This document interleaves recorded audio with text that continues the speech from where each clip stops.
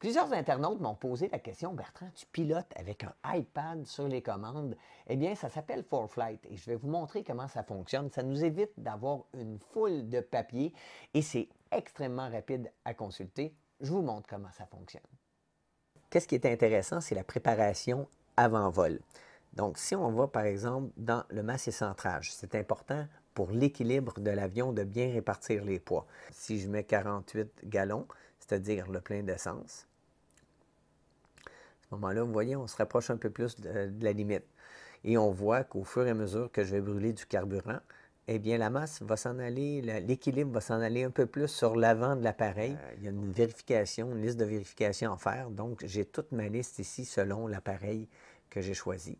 Et si jamais on avait un problème en vol, la liste d'urgence est inscrite ici. Donc, à ce moment-là, j'ai tout à portée de la main pour pouvoir faire un bon travail. Ce qui est très important, c'est la planification de vol, la navigation. Là, on va faire un vol à Bromont. Donc, CZBM, il est rentré ici.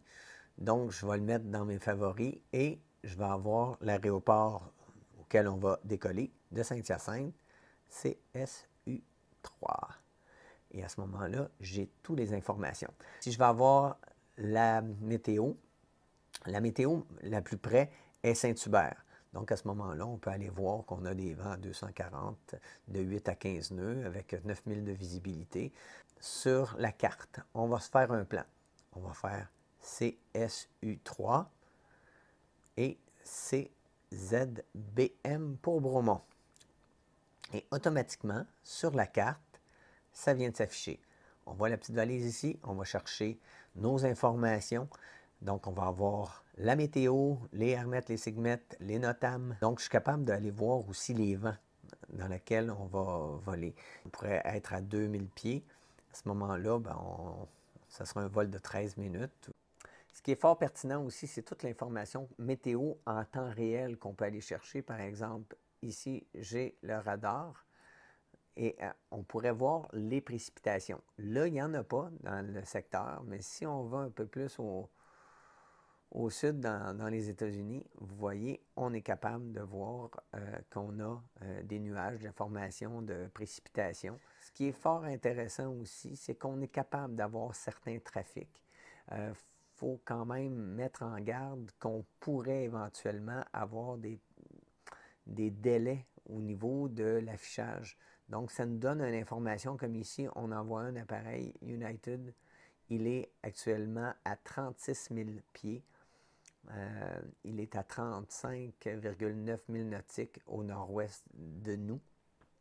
Il s'en va sur un cap de 235 à la vitesse de 135 nœuds. On décolle. Et on voit que ça s'active, 23 nœuds. Donc, ça, je l'ai autant pour quand je pratique sur le simulateur de vol que lorsque j'ai, par exemple, l'appareil ou plutôt le ForeFlight, le iPad, directement dans l'avion en réel. La vitesse, l'altitude. Destination AWAS is 122.975. Et vous voyez, on nous donne des informations déjà pour avoir la météo de Bromont, mais je peux l'avoir directement sur le iPad. Je vais chercher ma route. Donc, on est capable d'avoir la distance. On est à peu près à 15 000 nautiques, c'est-à-dire à moins de 30 km de l'aéroport de Bromont. Maintenant, on va préparer l'approche. Là, on voit que les vents sont de 210. On va regarder à Bromont. On a dit des vents de 240, donc c'est la 2-3 qu'on va prendre et là, on y va.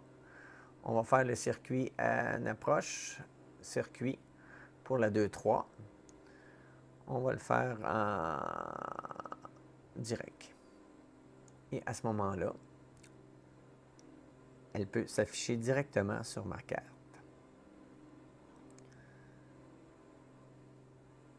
Short final runway 23.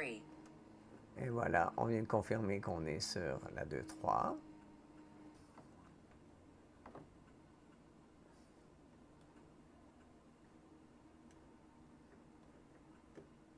Voilà. Et automatiquement, on a la plaque du plan de l'aéroport. Malgré que ForeFlight nous emmène énormément d'informations, c'est très important de bien gérer son attention et c'est pourquoi que c'est vraiment un outil indispensable pour notre sécurité, mais il faut savoir bien l'utiliser.